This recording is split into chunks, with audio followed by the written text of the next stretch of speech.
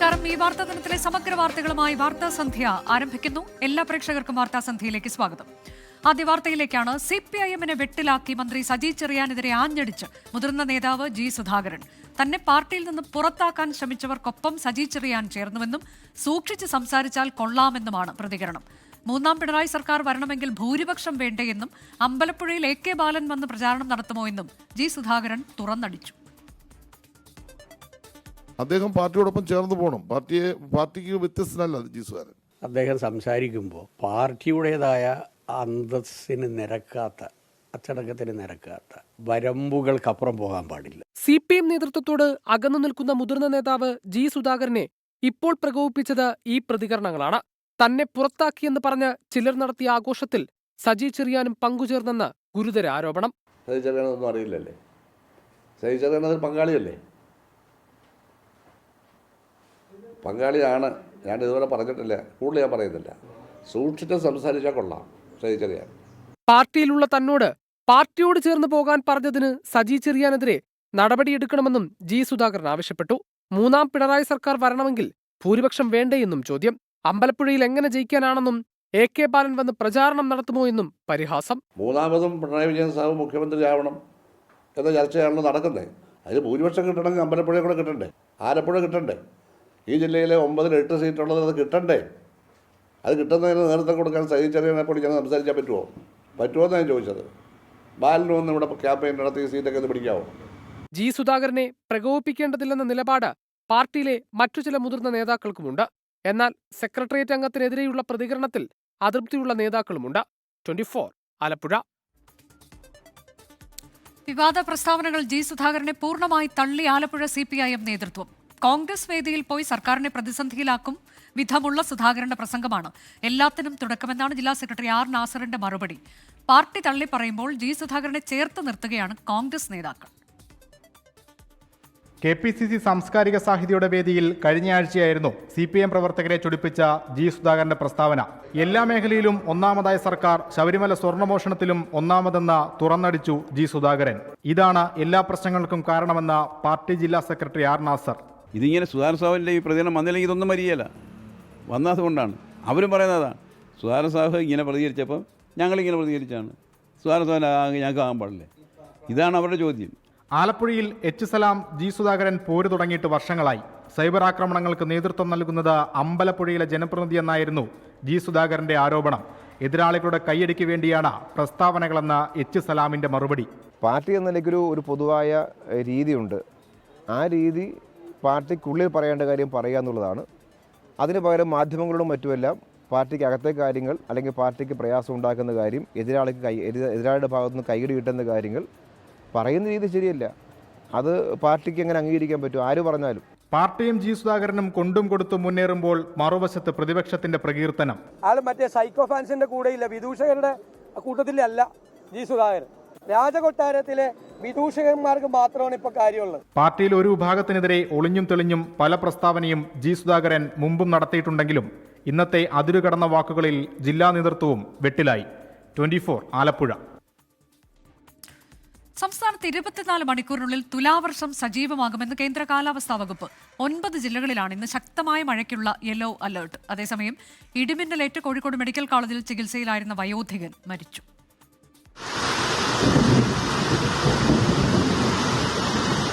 കാലവർഷം പൂർണ്ണമായി പിൻവാങ്ങി 24 മണിക്കൂറിനുള്ളിൽ സംസ്ഥാനത്ത് തുലാവർഷം സജീവമാകുമെന്നാണ് കേന്ദ്ര കാലാവസ്ഥാ വകുപ്പിന്റെ പ്രവചനം.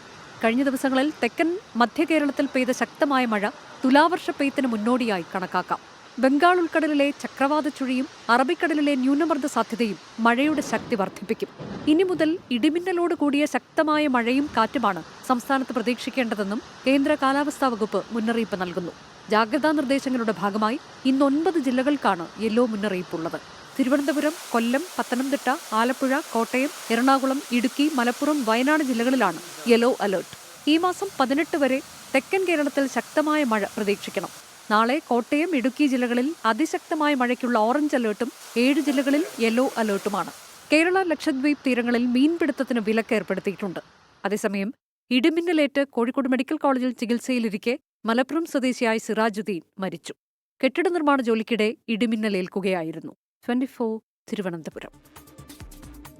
ആറന്മുള വള്ളസദ്യയിലെ ആചാരലംഘന വിവാദം ആസൂത്രിതമെന്ന് ദേവസ്വം മന്ത്രി വി.എൻ. വാസവൻ. ചടങ്ങുകൾ പൂർത്തിയാക്കാൻ സദ്യ കഴിക്കണമെന്ന് പറഞ്ഞെന്നും പള്ളിയോട സംഘമാണ് സദ്യയ്ക്കായി തന്നെ കൊണ്ടുപോയത് എന്നുമാണ് മന്ത്രിയുടെ പ്രതികരണം. ഉദ്യോഗസ്ഥരാണ് രേഖാമൂലം ആചാരലംഘനം ചൂണ്ടിക്കാട്ടിയതെന്നും അതിനാലാണ് പ്രായശ്ചിത്തം നിർദ്ദേശിച്ചതെന്നും ക്ഷേത്രം തന്ത്രി പറഞ്ഞു. കഴിഞ്ഞ മാസം 14-ന് അഷ്ടമിരോഹിണി ദിവസം ആറന്മുള ക്ഷേത്രത്തിൽ ദേവന് നേദിക്കും മുൻപ് ദേവസ്വം മന്ത്രിക്ക് സദ്യ വിളമ്പിയതിലാണ് ആചാരലംഘനം. സംഭവത്തിൽ പ്രായശ്ചിത്തം ചെയ്യണമെന്ന തന്ത്രിയുടെ കത്തോടെയാണ് വിവാദങ്ങൾ തലപൊക്കിയത്. 31 ദിവസത്തിനു ശേഷം വിവാദമുയർന്നത് ആസൂത്രിതമെന്ന് ദേവസ്വം വകുപ്പ് മന്ത്രി വി.എൻ. വാസവൻ. ഇത് നടത്തുന്ന പള്ളിയോടം കമ്മിറ്റിയുടെ പ്രസിഡന്റാണ് ആദ്യം ഞങ്ങൾക്ക് ഭക്ഷണം വിളമ്പി തരുന്നത്. ഇതെല്ലാം കഴിഞ്ഞ് പോരുന്ന ഘട്ടത്തിൽ ആരും ഇത് സംബന്ധിച്ച ഒരു പരാതിയോ പരിഭവമോ ആചാരലംഘനം ഇതൊന്നും ഒരു കാര്യവും പറഞ്ഞിരുന്നില്ല. അത് കഴിഞ്ഞപ്പോൾ 1 മാസം കഴിഞ്ഞപ്പോൾ ഇങ്ങനെ ഉണ്ടായി എന്ന് പറഞ്ഞ് ഒരു ആസൂത്രിതമായ രൂപത്തിലൊരു കത്ത് കൊടുത്ത് ഒരു മര്യാദരഹിതമായ വാർത്തയുണ്ടാക്കി എന്നുള്ളതാണ് വസ്തുത. വള്ളസദ്യ ചടങ്ങിലെ പിഴവുകൾ ഉദ്യോഗസ്ഥർ അറിയിച്ചതിന്റെ പശ്ചാത്തലത്തിലാണ് പ്രായശ്ചിത്തം വേണമെന്ന് നിർദ്ദേശിച്ചതെന്ന് തന്ത്രി. ഉപദേശക സമിതിയാണ് ഇല്ലത്ത് വരികയും ഇതുപോലെ സംഭവിച്ചിട്ടുണ്ട്, ഒരു കത്ത് തന്നു, ആ കത്തിന് മറുപടി നൽകണം എന്ന് പറഞ്ഞു. സദ്യയുമായിട്ട് ബന്ധപ്പെട്ടതായതുകൊണ്ട് ആ സദ്യ ബന്ധിതമായ ഒരു പ്രായശ്ചിത്തം നിശ്ചയിച്ചു. ആചാരലംഘനം മാധ്യമ സൃഷ്ടി എന്ന പത്തനംതിട്ട CPIM-ന്റെ വാദമാണ് ഇതോടെ പൊളിഞ്ഞത്. ആചാരലംഘനം നടന്നിട്ടില്ലെന്ന മുൻ നിലപാടിൽ നിന്ന് പള്ളിയോട സേവാ സംഘവും മലക്കം മറിഞ്ഞു. ആചാരലംഘനം നടന്നിട്ടുണ്ടോ എന്ന് അദ്ദേഹമാണ് പറയേണ്ടത്. ആ ഒരു ഭക്ഷണം കൊടുത്തതിൽ എന്തെങ്കിലും തെറ്റുണ്ടെങ്കിൽ അത് തിരുത്തേണ്ടതാണ്. സംഭവത്തിൽ Devaswom board president PS Prashanth, Aranmula Devaswom assistant commissioner, executive officer എന്നിവരോട് വിശദീകരണം തേടി. 24 പത്തനംതിട്ട. ശബരിമല സ്വർണ്ണക്കൊള്ളയിൽ ചെന്നൈ കേന്ദ്രീകരിച്ച് പ്രത്യേക അന്വേഷണ സംഘത്തിന്റെ വ്യാപക പരിശോധന. ദ്വാരപാലക ശില്പത്തിൽ സ്വർണം പൊതിഞ്ഞ ചെന്നൈയിലെ JNR ജ്വല്ലേഴ്സിൽ അന്വേഷണ സംഘം പരിശോധന നടത്തി. സ്പോൺസർ ഉണ്ണികൃഷ്ണൻ പോറ്റിയുടെ അറസ്റ്റ് വൈകുന്നുവെന്ന ആരോപണം കോടതിയെ അവഹേളിക്കുന്നതാണെന്ന് ദേവസ്വം മന്ത്രി വി.എൻ. വാസവൻ പറഞ്ഞു. ദേവസ്വം ആസ്ഥാനത്ത് നേരിട്ടെത്തിയ SIT വിജിലൻസ് SP-യിൽ നിന്നും വിവരങ്ങൾ തേടുകയും രേഖകൾ ശേഖരിക്കുകയും ചെയ്തിരുന്നു. പിന്നാലെയാണ് ചെന്നൈ കേന്ദ്രീകരിച്ച് വ്യാപക പരിശോധന.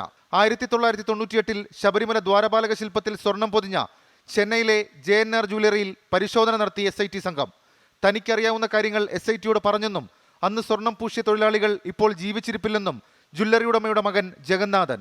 And they asked me about any officers present from Devasam board or any officers from UB group.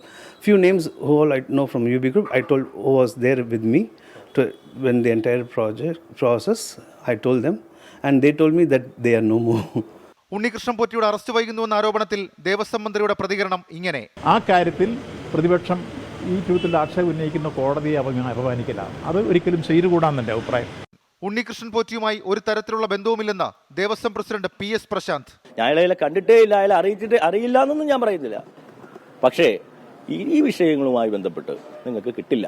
അതേസമയം ശബരിമല സന്നിധാനത്ത് നട തുറന്നതിനു ശേഷം വീണ്ടും പരിശോധന നടത്താനാണ് ജസ്റ്റിസ് KT ശങ്കരന്റെ ആലോചന. ശേഷമായിരിക്കും ആറന്മുളയിൽ പരിശോധന നടത്തുക. 24 തിരുവനന്തപുരം. കൊച്ചി പള്ളുരുത്തി സെയിന്റ് ബ്രീത്താസ് പബ്ലിക് സ്കൂളിലെ ഹിജാബ് വിവാദത്തിൽ നിലപാട് മയപ്പെടുത്തിയ വിദ്യാഭ്യാസ മന്ത്രി വി. ശിവൻകുട്ടി. സ്കൂളിൽ സമവായമുണ്ടായെങ്കിൽ നല്ലതെന്നും എന്തിന്റെ പേരിലാണെങ്കിലും കുട്ടിയുടെ അവകാശം നിഷേധിക്കാൻ കഴിയില്ലെന്നും മന്ത്രി പറഞ്ഞു. അതേസമയം വിഷയത്തിൽ വിദ്യാഭ്യാസ വകുപ്പ് നിർദ്ദേശത്തിനെതിരെ കോടതിയെ സമീപിക്കാനാണ് സ്കൂളിന്റെ തീരുമാനം. ഹിജാബ് വിവാദത്തിൽ സ്കൂൾ അധികൃതരും വിദ്യാർത്ഥിനിയുടെ പിതാവും ജനപ്രതിനിധികളും തമ്മിൽ ചർച്ചയ്ക്കൊടുവിൽ സമവായമായിരുന്നു. സ്കൂൾ മാനേജ്മെന്റ് നിർദ്ദേശിക്കുന്ന യൂണിഫോം ധരിക്കുന്നതിൽ എതിർപ്പില്ലെന്ന് വിദ്യാർത്ഥിനിയുടെ പിതാവ് വ്യക്തമാക്കിയിരുന്നു. ഇതിന് പിന്നാലെയാണ് വിദ്യാഭ്യാസ മന്ത്രി നിലപാട് വ്യക്തമാക്കിയത്. ഭരണഘടന വിഭാവനം ചെയ്യുന്ന അവകാശങ്ങളും കോടതി വിധികളും മുൻനിർത്തിയാണ് മുന്നോട്ട് പോകേണ്ടത്. വിഷയത്തിൽ സ്കൂൾ തലത്തിൽ എന്തെങ്കിലും സമവായം ഉണ്ടായിട്ടുണ്ടെങ്കിൽ അത് നല്ലതാണ് എന്നാണ് എനിക്ക് വ്യക്തമാക്കുവാനുള്ളത്. ആ വിഷയം അങ്ങനെ തീരുമെങ്കിൽ അത് അവിടെ വെച്ച് അവസാനിപ്പിക്കും. അതേസമയം സ്കൂളിന്റെ ഭാഗത്ത് ഗുരുതരമായ കൃത്യവിലോപം ഉണ്ടായെന്ന വിദ്യാഭ്യാസ വകുപ്പിന്റെ നിലപാടിനെതിരെ സ്കൂൾ അധികൃതർ രംഗത്തെത്തി. വിദ്യാഭ്യാസ മന്ത്രിക്ക് വിമർശനം. ഈ കുട്ടിയുടെ പിതാവ് തന്നെ സ്കൂൾ മാനേജ്മെന്റ് നിഷ്കർഷിക്കുന്ന സ്കൂൾ യൂണിഫോം പാലിച്ചുകൊണ്ട് സ്കൂളിൽ ഹാജരാവാൻ കുട്ടി നാളെ മുതൽ ഹാജരാവാൻ തയ്യാറാണെന്നും അറിയിച്ചതിന് ശേഷം എന്തുകൊണ്ടാണ് വിദ്യാഭ്യാസ മന്ത്രിയുടെ ഭാഗത്തു നിന്ന് ഇത്തരത്തിലൊരു നിലപാട് എടുത്തിരിക്കുന്നതെന്നുള്ളത് അത്യന്തം ആശങ്ക ഉണർത്തുന്ന കാര്യം തന്നെയാണ്. അൺഎയ്ഡഡ് സ്ഥാപനങ്ങളാണെങ്കിൽ NOC പുതുക്കേണ്ടത് വിദ്യാഭ്യാസ വകുപ്പാണെന്നും അതെല്ലാം ആലോചിച്ച് മുന്നോട്ട് പോകണമെന്നും മന്ത്രി പ്രതികരിച്ചു. സ്കൂൾ NOC സംബന്ധിച്ച നിയമങ്ങൾ മാറിയത് മന്ത്രി അറിഞ്ഞില്ലേ എന്നാണ് ഇതിനോട് അധികൃതരുടെ ചോദ്യം. പരാതിക്കാരിയായ പെൺകുട്ടിയുടെ പിതാവുമായി സ്കൂൾ അധികൃതർ ചർച്ച നടത്തും. അവധിക്ക് ശേഷം സ്കൂളിൽ നിന്ന് അധ്യയനം പുനരാരംഭിച്ചു. ആരോഗ്യ പ്രശ്നങ്ങൾ ഉള്ളതിനാൽ വിദ്യാർത്ഥിനി ഇന്ന് സ്കൂളിലെത്തിയില്ല. 24 കൊച്ചി. ഭിന്നശേഷി അധ്യാപക നിയമനത്തിൽ സർക്കാർ നിലപാടിൽ അതൃപ്തി അറിയിച്ച വിവിധ ക്രൈസ്തവ സഭാ നേതാക്കൾ. NSSന് ലഭിച്ച വിധി ക്രൈസ്തവ സഭയ്ക്കും ബാധകമാണെന്ന ഉത്തരവിറക്കാൻ സർക്കാർ മടിക്കേണ്ടതില്ലെന്ന് ഓർത്തഡോക്സ് സഭാ അധ്യക്ഷൻ ബസേലിയോസ് മർത്തോമ മാത്യൂസ് തൃതീയൻ കാതോലിക്ക ബാവ പറഞ്ഞു. അത് ചെയ്യാതെ ക്രൈസ്തവ സഭകൾ കോടതിയിൽ പോകണമെന്ന് പറയുന്നത് ശരിയല്ല എന്നാണ് വിമർശനം. ഭിന്നശേഷി അധ്യാപക നിയമനത്തിൽ ഉന്നതതല യോഗം നടത്തി പ്രശ്നം പരിഹരിച്ചുവെന്ന് സർക്കാർ അവകാശപ്പെടുന്നതിനിടയിലാണ് ക്രൈസ്തവ സഭകൾ അതൃപ്തിയുമായി രംഗത്ത് വന്നത്. പാലാ ബിഷപ്പ് ഹൗസിൽ ചേർന്ന എക്യുമെനിക്കൽ സമ്മേളനത്തിന് ശേഷമാണ് ക്രൈസ്തവ സഭാ നേതാക്കൾ നിലപാട് വ്യക്തമാക്കിയത്. വിദ്യാഭ്യാസ സ്ഥാപനങ്ങളിൽ ഇപ്പോൾ ക്രൈസ്തവര് പാർശ്വവൽക്കരിക്കപ്പെടുന്നുണ്ടോ എന്നുള്ള ഒരാശങ്ക വന്ന എല്ലാ പിതാക്കന്മാരും ക്രിസ്തീയ നേതാക്കന്മാരും പ്രകടിപ്പിക്കുകയുണ്ടായി. ഭിന്നശേഷി സംവരണം അതിനുകൊണ്ടുണ്ടാകുന്നതായ പ്രശ്നങ്ങൾ ഇന്ന് ക്രൈസ്തവ മേഖലകളിൽ വിദ്യാഭ്യാസ മേഖലയിൽ വളരെയധികം പ്രശ്നങ്ങൾ സൃഷ്ടിച്ചിരിക്കുകയാണ്. ശാശ്വത പരിഹാരം ഉണ്ടാകണമെങ്കിൽ സർക്കാർ ഉത്തരവിറക്കണം, ഇല്ലെങ്കിൽ കടുത്ത നിലപാട് സ്വീകരിക്കേണ്ടി വരുമെന്നും മുന്നറിയിപ്പ്. എന്നാൽ അതിന് ഒരു പരിഹാരം സുപ്രീം കോടതിയിൽ നിന്ന് NSS എന്ന് പറയുന്ന സംഘടനയ്ക്ക് ലഭിച്ചിട്ടുണ്ട്. ആ ഒരു റിസർവേഷന്റെ വിധി ക്രൈസ്തവ സഭയ്ക്കും ബാധകമായിട്ടുള്ളതാണ് എന്ന് ഉത്തരവിറക്കുവാനായിട്ട് ഇവിടുത്തെ ഭരണാധികാരികൾക്ക് മടിക്കേണ്ട ആവശ്യമില്ല. പള്ളുരുത്തി സ്കൂളിലെ വിഷയമടക്കം വിദ്യാഭ്യാസ മേഖലയിലെ മറ്റു പ്രശ്നങ്ങൾ വിശദമായി പഠിക്കുമെന്നും സഭാ നേതൃത്വം അറിയിച്ചു. Syro Malabar ecumenical education council അധ്യക്ഷനും പാലാ ബിഷപ്പുമായ മാർ ജോസഫ് കല്ലറങ്ങാട്ടാണ് വിവിധ സഭാ പ്രതിനിധികളുടെ എക്യുമെനിക്കൽ സമ്മേളനം വിളിച്ചു ചേർത്തത്. 24 കോട്ടയം. 24 എക്സ്ക്ലൂസീവ് വാർത്തയിലേക്കാണ് ഇനി. പ്രധാനമന്ത്രി നരേന്ദ്രമോദിയെ വീണ്ടും പ്രശംസിച്ച് ഡോക്ടർ ശശി തരൂർ MP. നരേന്ദ്രമോദി പറയുന്ന സബ്കാ സാത്ത് സബ്കാ വികാസ് ആശയം എല്ലാവരും വിശ്വസിച്ചാൽ പ്രശ്നമില്ലെന്ന് ഡോക്ടർ ശശി തരൂർ 24നോട് പറഞ്ഞു. ഡോക്ടർ ശശി തരൂരിന്റെ പ്രസ്താവനയെ K മുരളീധരൻ പരിഹസിച്ചു. ഓസ്ട്രേലിയയിലെ വിക്ടോറിയൻ പാർലമെന്റിൽ 24നോടാണ് ഡോക്ടർ ശശി തരൂർ MPയുടെ പ്രതികരണം. മോദി പറയുന്ന സബ്കാ സാത്ത് സബ്കാ വികാസ് നല്ലതെന്ന് ശശി തരൂർ പറഞ്ഞു. ഇന്ത്യയിൽ ഒരു ഗവൺമെൻറ് ഇപ്പോൾ പോകുന്നു. ആ ഗവൺമെൻറ്റിനെതിരെയുള്ള ഒരു പ്രധാനപ്പെട്ട ആരോപണം തന്നെ ഹിന്ദു ഐഡിയോളജി അടിച്ചേൽപ്പിക്കുന്നു എന്നുള്ളതാണ്. ഒരു സാഫ്രണൈസിങ് നടക്കുന്നു എന്നുള്ളതാണ്. അത്തരമൊരു ഘട്ടത്തിൽ ഒരു പാർലമെന്റേറിയൻ എന്നുള്ള നിലയിൽ അങ്ങയുടെ ഒരു ഇടപെടൽ കമന്റ്. അത്യാവശ്യമായിട്ടുള്ളത് നമ്മളുടെ രാജ്യത്തിൻ്റെ ഒരു ശക്തിയാണ് എല്ലാ മതങ്ങളും ഒരുമിച്ച് ജീവിക്കുന്നത്. പ്രധാനമന്ത്രി പറയുന്നല്ലോ സബ്കാ സാത്ത് സബ്കാ വികാസ്, എല്ലാവരെയും ഒരുമിച്ച് വികസിപ്പിക്കണം, എല്ലാവരെയും ഒരുമിച്ച് ഒരേ ഒരു സഹകരണം ഉണ്ടാവണം. ആ സന്ദേശത്തിന് എല്ലാവരും ഹൃദയത്തിൽ തന്നെ എടുത്തിട്ട് മുന്നോട്ട് പോയി കഴിഞ്ഞപ്പോൾ എന്തായിരിക്കും പ്രശ്നങ്ങൾ? തരൂരിന്റെ മോദി പ്രശംസയുമായി ബന്ധപ്പെട്ട ചോദ്യങ്ങളിൽ നിന്ന് AICC general secretary KC Venugopal ഒഴിഞ്ഞുമാറി.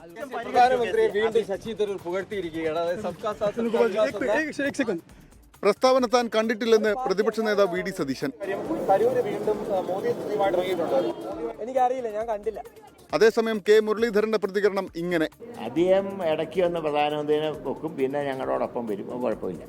ഓസ്ട്രേലിയയിലെ വിക്ടോറിയ പാർലമെന്റിൽ നിന്ന് ദീപക് ധർമ്മടം, 24. RSSനെതിരെ ആരോപണം ഉന്നയിച്ച് കോട്ടയം സ്വദേശി അനന്തു അജി ആത്മഹത്യ ചെയ്ത സംഭവത്തിൽ പോലീസ് അന്വേഷണം തുടരുകയാണ്. ആത്മഹത്യയെക്കുറിപ്പിൽ സൂചിപ്പിച്ച NMനെ കുറിച്ച് പോലീസിന് കൃത്യമായ വിവരം ലഭിച്ചെന്നാണ് വിവരം. അനന്തുവിനെ ചികിത്സിച്ച ഡോക്ടറുടെ മൊഴിയും രേഖപ്പെടുത്തും. RSS ശാഖയ്ക്കെതിരെ ലൈംഗിക ചൂഷണമടക്കമുള്ള ആരോപണം ഉന്നയിച്ച് കോട്ടയം സ്വദേശിയായ സോഫ്റ്റ്വെയർ എഞ്ചിനീയർ ആത്മഹത്യ ചെയ്ത സംഭവത്തിൽ അസ്വാഭാവിക മരണത്തിനാണ് നിലവിൽ പോലീസ് കേസെടുത്തിരിക്കുന്നത്. അനന്തു അജി ആത്മഹത്യാക്കുറിപ്പിൽ സൂചിപ്പിച്ച NM ആരാണെന്ന് പോലീസ് തിരിച്ചറിഞ്ഞെന്നാണ് വിവരം. NMനെ കുറിച്ച് അനന്തു പറയുന്ന വീഡിയോ ദൃശ്യങ്ങളും ലഭിച്ചതായി സൂചനയുണ്ട്. കൂടാതെ ആത്മഹത്യാക്കുറിപ്പിലെ മറ്റു വിവരങ്ങൾ കേന്ദ്രീകരിച്ചും പോലീസ് അന്വേഷണം നടക്കുകയാണ്. കഴിഞ്ഞ ദിവസം കോട്ടയത്തെ അനന്തുവിന്റെ വീട്ടിലെത്തി കുടുംബാംഗങ്ങളുടെ മൊഴിയെടുത്തിരുന്നു. ഈ വിവരങ്ങളെല്ലാം ഉൾപ്പെടുത്തി പോലീസ് ഉടൻ തന്നെ കോടതിയിൽ റിപ്പോർട്ട് സമർപ്പിക്കും. യുവാവ് വിഷാദരോഗത്തിന് മരുന്ന് കഴിക്കുന്നതായി അറിയാമെന്ന് കുടുംബം മൊഴി നൽകിയിരുന്നു. ചികിത്സിച്ച ഡോക്ടറോടും അനന്തുവിന്റെ ആരോഗ്യസ്ഥിതിയുമായി ബന്ധപ്പെട്ട വിവരങ്ങളും തമ്പാനൂർ പോലീസ് തേടും. വിശദമായ അന്വേഷണത്തിന് ശേഷമായിരിക്കും തുടർ നടപടി ഉണ്ടാവുക. അതേസമയം അനന്തുവിന്റെ മരണത്തിൽ RSS ശാഖകൾക്കെതിരെയുള്ള പ്രതിഷേധവും തുടരുകയാണ്. 24 തിരുവനന്തപുരം. ബീഹാർ നിയമസഭാ തെരഞ്ഞെടുപ്പിൽ RJD നേതാവ് തേജസ്വി യാദവ് നാമനിർദ്ദേശ പത്രിക നൽകി. പാർട്ടിയുടെ സിറ്റിംഗ് സീറ്റായ രാഘോപൂരിൽ നിന്നാണ് തേജസ്വി യാദവ് ജനവിധി തേടുന്നത്. അതേസമയം 57 പേരുടെ ആദ്യഘട്ട സ്ഥാനാർത്ഥി പട്ടിക JDUവും 14 പേരുടെ പട്ടിക LJPയും പ്രഖ്യാപിച്ചു. ഗായിക മൈഥിലി ഠാക്കൂർ ഉൾപ്പെടെ 12 പേരുടെ രണ്ടാം ഘട്ട സ്ഥാനാർത്ഥി പട്ടിക BJPയും പ്രഖ്യാപിച്ചു. മുൻ മുഖ്യമന്ത്രിമാരായ അച്ഛൻ ലാലു പ്രസാദ് യാദവിനും അമ്മ റാബ്രി ദേവിക്കുമൊപ്പം എത്തിയാണ് തേജസ്വി യാദവ് നാമനിർദ്ദേശ പത്രിക സമർപ്പിച്ചത്. RJD സിറ്റിംഗ് സീറ്റായ രാഘോപൂരിൽ നിന്നാണ് തേജസ്വി യാദവ് ജനവിധി തേടുന്നത്. 100% ആത്മവിശ്വാസത്തോടെയാണ് തെരഞ്ഞെടുപ്പിനെ നേരിടുന്നതെന്ന് RJD സംസ്ഥാന അധ്യക്ഷൻ മംഗനിലാൽ മണ്ഡൽ 24-നോട് പറഞ്ഞു. नहीं, अभी पूरा नहीं हुआ, हो रहा है, हो जाएगा, आज के बाद हो जाएगा. वो आप कितना कॉन्फिडेंट है? कॉन्फिडेंट 100% हाँ. JDU ആദ്യഘട്ട സ്ഥാനാർത്ഥി പട്ടിക പ്രഖ്യാപിച്ചു. 5 മന്ത്രിമാരും 4 വനിതകളും 3 പ്രധാന നേതാക്കളും ആദ്യഘട്ട പട്ടികയിൽ ഇടം നേടിയിട്ടുണ്ട്. മുൻ IPS ഉദ്യോഗസ്ഥൻ ആനന്ദ് മിശ്രയും ഗായിക മൈഥിലി താക്കൂറും BJPയുടെ 2ാം ഘട്ട പട്ടികയിലുണ്ട്. NDA സീറ്റ് വിഭജനത്തിൽ രാഷ്ട്രീയ ലോക് മോർച്ച നേതാവും രാജ്യസഭാ MPയുമായ ഉപേന്ദ്ര കുശ്വാഹ അതൃപ്തി പ്രകടിപ്പിച്ചു. തേജസ്വി യാദവിനെതിരെ രാഘോപൂരിൽ നിന്ന് മത്സരിക്കുമെന്ന് പറഞ്ഞുവെങ്കിലും അവസാന നിമിഷം ജൻസുരാജ് പാർട്ടി അധ്യക്ഷൻ പ്രശാന്ത് കിഷോർ മത്സരത്തിൽ നിന്ന് പിന്മാറി. 59 നിയമസഭാ മണ്ഡലങ്ങളിലേക്കുള്ള സ്ഥാനാർത്ഥികളെ ആം ആദ്മി പാർട്ടിയും പ്രഖ്യാപിച്ചു. അവസാനഘട്ട ചർച്ചകൾ പൂർത്തിയാക്കിയ RJDയുടെ സ്ഥാനാർത്ഥി പ്രഖ്യാപനവും ഇന്ന് വൈകിട്ടോടെ ഉണ്ടായേക്കുമെന്നാണ് റിപ്പോർട്ടുകൾ. അതേസമയം നാമനിർദ്ദേശ പത്രിക സമർപ്പിക്കാൻ 2 ദിവസം മാത്രം ബാക്കി നിൽക്കെ മഹാസഖ്യത്തിന്റെ ചർച്ചകൾ നീളുകയാണ്. പട്നയിൽ നിന്ന് ക്യാമറമാൻ ജിജീന്ദ്രനൊപ്പം വിനീത VG 24. പാക് അഫ്ഗാൻ അതിർത്തിയിൽ വീണ്ടും സംഘർഷം രൂക്ഷം. കാണ്ഡഹാറിൽ പാകിസ്ഥാൻ നടത്തിയ ആക്രമണത്തിൽ 12 പേർ കൊല്ലപ്പെട്ടതായി അഫ്ഗാൻ വക്താവ് സബിഹുള്ള മുജാഹിദ് അറിയിച്ചു. മറുപടിയായി പാക് പോസ്റ്റുകളിലേക്ക് അഫ്ഗാൻ ഡ്രോൺ ആക്രമണം നടത്തി. കാണ്ഡഹാറിലെ സ്പിൻബോൾഡാക് ജില്ലയിൽ ഇന്ന് രാവിലെയാണ് പാകിസ്ഥാൻ ആക്രമണം നടത്തിയത്.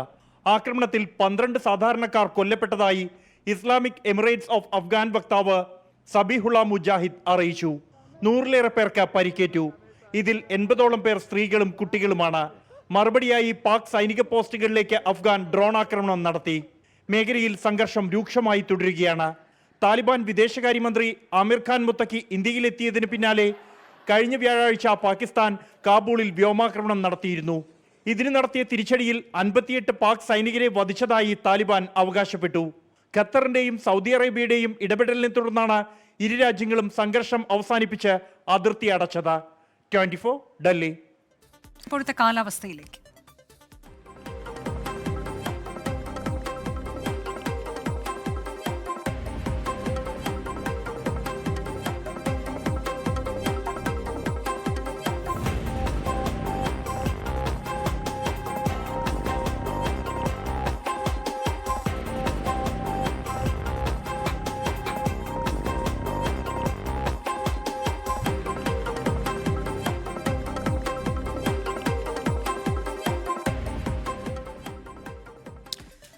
മറ്റൊരു പ്രധാനപ്പെട്ട വാർത്തയിലേക്ക്. കേരളത്തിൽ ചികിത്സയിലിരിക്കെ കീനിയൻ മുൻ പ്രധാനമന്ത്രി റെയ്ല ഒഡിംഗ അന്തരിച്ചു. പ്രഭാത നടത്തത്തിനിടെ ഹൃദയാഘാതത്തെ തുടർന്നാണ് അന്ത്യം സംഭവിച്ചത്.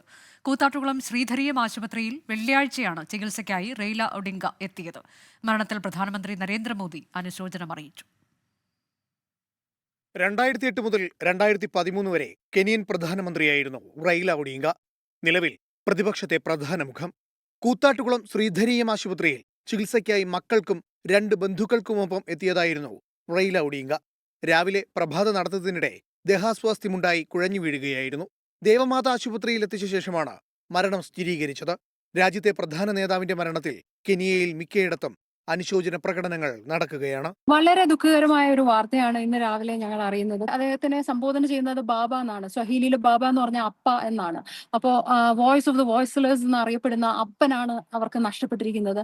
അതുകൊണ്ട് ഉൾക്കൊള്ളാൻ തന്നെ പ്രയാസപ്പെട്ടാണ് എല്ലാവരും അവിടെയും ഇവിടെയും ഒക്കെ ഓടിക്കൊണ്ടിരിക്കുന്നത്. റെയ്ല ഒഡിംഗയുടെ വിയോഗത്തിൽ പ്രധാനമന്ത്രി നരേന്ദ്രമോദി ദുഃഖം രേഖപ്പെടുത്തി. ഉന്നതനായ രാഷ്ട്രതന്ത്രജ്ഞനും ഇന്ത്യയുടെ പ്രിയപ്പെട്ട സുഹൃത്തിനെയുമാണ് നഷ്ടമായതെന്ന പ്രധാനമന്ത്രിയുടെ എക്സ്പോസ്റ്റ്. കെനിയിൽ നിന്ന് ഷെറി യോഹന്നാനൊപ്പം 24 കൊച്ചി. ഇനി സ്പോർട്സ് വാർത്തയിലേക്ക്. രഞ്ജി ട്രോഫിയിൽ കേരളത്തിനെതിരെ തകർന്നടിഞ്ഞ് മഹാരാഷ്ട്ര. ആദ്യം ബാറ്റ് ചെയ്യുന്ന മഹാരാഷ്ട്ര 7 വിക്കറ്റ് 179 റൺസ് എന്ന നിലയിലാണ് ആദ്യ ദിനം കളി അവസാനിപ്പിച്ചത്. പേസ് ബൌളർമാരുടെ തകർപ്പൻ ബൌളിംഗിലൂടെയാണ് ആദ്യ ദിനം കേരളത്തിന് ആധിപത്യം നേടാനായത്. കേരളത്തിനായി MD നിതീഷ് 4 വിക്കറ്റ് വീഴ്ത്തി 91 റൺസ് എടുത്ത ഋതുരാജ് ഗെയ്ക്വാദാണ് മഹാരാഷ്ട്രയെ വലിയ നാണക്കേടിൽ നിന്ന് രക്ഷിച്ചത്. വാർത്താസന്ധ്യ അവസാനിക്കുകയാണ്. ലോകത്തെവിടെയായാലും ഏത് സമയത്തും 24 വാർത്തകളും ഓഗ്മെന്റഡ് റിയാലിറ്റി പാക്കേജുകളും എക്സ്പ്ലെയിനറുകളും വിശദമായി കാണാൻ ഞങ്ങളുടെ യൂട്യൂബ് ചാനൽ നിങ്ങൾക്ക് സബ്സ്ക്രൈബ് ചെയ്യാം.